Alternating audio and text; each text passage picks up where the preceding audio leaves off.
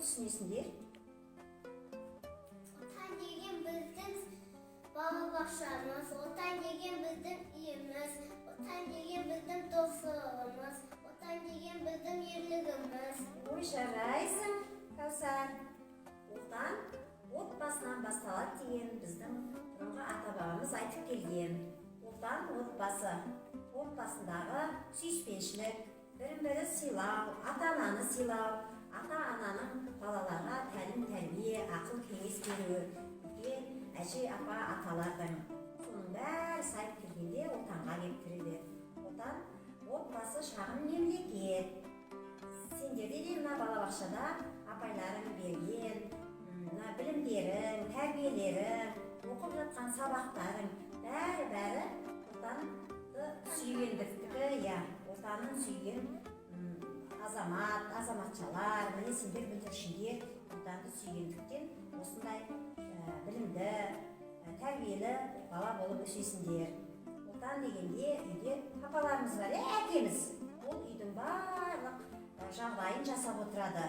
Сүйіспеншілігін баласына деген, өзінің жаңағы міндеттерін, парыздарын әкелік. Отанды сүю деген осылай. Мен отанды туралы тақпақ білем ғой, мені балабақшада үйретті ғой, айтып берейінші. Ой, жарайсың, айта ғой. Мұқағали Мағатаев отан туралы. Мен оның күлісем, түнісем, ағынды өзен азғардау гүлісем. Мен оның қасиетті түнісем, мен оның құдіретті үнісем. Бәр жандығын сүйемін қыбырлаған, бәр отан деп маған сыбырлаған. Отан бәріне биік екен, мен оның мәлімге сүйіп өтем. Ой, жарайсың.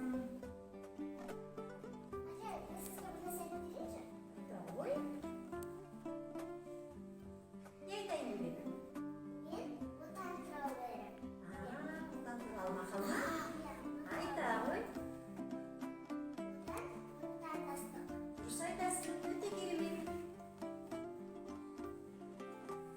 Балалар, отанды сүю, сүйіспеншілік деген барлығы осындай тәлім тәрбиеден отбасынан басталады екен,